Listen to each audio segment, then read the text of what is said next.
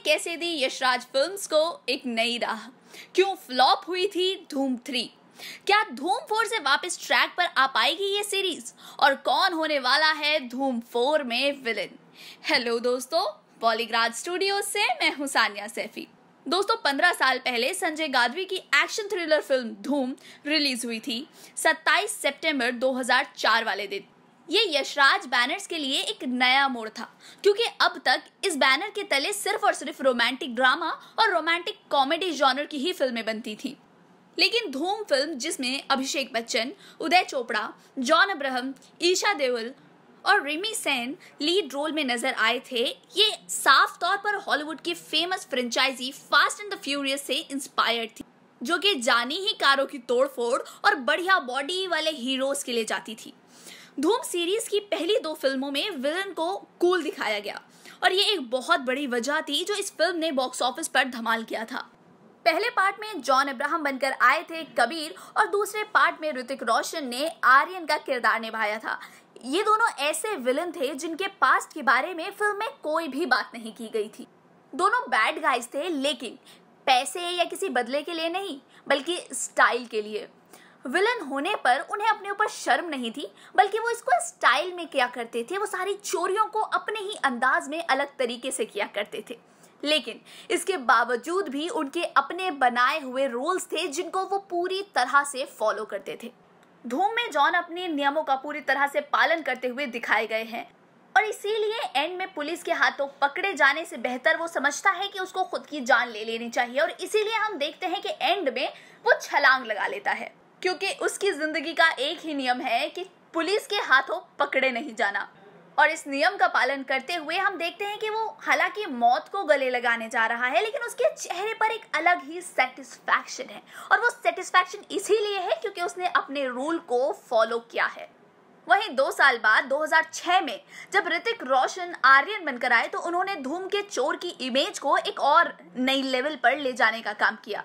आर्यन के साथ नजर आई सुनहरी, जिसका किरदार निभाया था द ब्यूटीफुल ऐश्वर्या राय बच्चन ने, जो कि शुरुआत में होती तो पुलिस के साथ है, लेकिन मिस्टर ए यानी कि आर्यन के स्टाइल के चलते वो फिसल जाती हैं और अपनी साइड चेंज कर लेती हैं।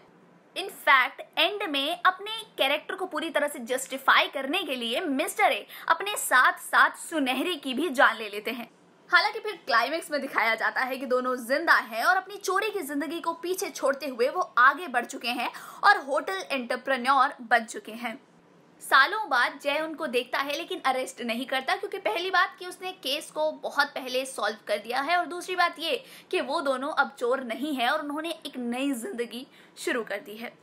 2 सुपरहिट फिल्मों के बाद इस फ्रेंचाइजी की तीसरी फिल्म यानी कि धूम 3 ने इस सीरीज के ग्राफ को नीचे की तरफ गिरा दिया।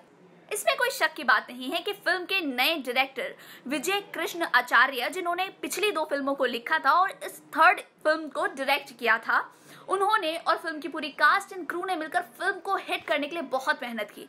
लेकिन बावजूद इसके फ्रेंचाइजी की 3rd इंस्टॉलमेंट ने इस सीरीज के चार्म को कम कर दिया, और इसका बहुत बड़ा रीजन था फिल्म का विलन।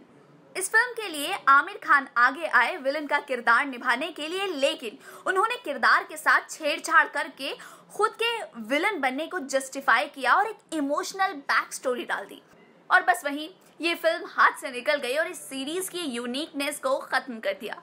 धूम 3 पिछली 2 फिल्मों की तरह गुड और बैड में बैलेंस नहीं बना पाई, और मेजॉरिटी ऑफ द फिल्म में हमने देखा कि आमिर खान के कैरेक्टर को, उसके विलन होने को और उसके साथ उसके जुड़वा कैरेक्टर पर फिल्म में ज्यादा फोकस दिया गया। उसको हर चीज को जस्टिफाई करने की कोशिश की गई।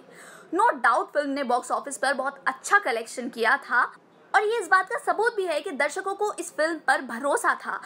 वो जब धूम सीरीज की 3rd इंस्टॉलमेंट देखने गए, तो वो एक उम्मीद के साथ गए थे कि ये फिल्म भी पिछली 2 फिल्मों की तरह उनको कुछ नया देने वाली है, लेकिन ऐसा हुआ नहीं, और रिव्यूज दर्शकों के भी और क्रिटिक्स के भी काफी नेगेटिव रहे। हाल ही में आई खबरों के मुताबिक अब इस सीरीज की 4th इंस्टॉलमेंट यानी कि धूम 4 के लिए शाहरुख खान को अप्रोच किया गया है। हालांकि शाहरुख ने डर, अंजाम, बाजीगर, डॉन, फैन और हालिया रिलीज फिल्म रईस में विलन का किरदार काफी कन्विंसिंगली निभाया है, लेकिन उनसे उम्मीद लगाई जा रही है कि वो अपने विलन के किरदार को जस्टिफाई करने के लिए कोई बैक स्टोरी नहीं डालेंगे। चारों की तरह ऑब्सेशन को कोई और एक्टर नहीं समझ सकता, इसीलिए उन्हें एक अनअपोलोजेटिक विलन के किरदार में देखना काफी दिलचस्प होगा। हालांकि इस बात में कोई शक नहीं है कि इस फ्रेंचाइजी को वापस से ट्रैक पर लाने के लिए और दर्शकों को फिल्म के लिए एक्साइट करने के लिए उनको एक्स्ट्रा मेहनत करनी पड़ेगी। उम्मीद की जा रही है कि जल्द ही इस फिल्म पर काम होना शुरू हो जाएगा। दोस्तों, इस फिल्म से जुड़ी सभी दिलचस्प बातें जानने के लिए जुड़े रहिए बॉलीग्राज स्टूडियोज से। मैं हूं सानिया सैफी। जल्द मिलते हैं एक नई वीडियो के साथ, लेकिन तब तक प्यार बांटते रहिए।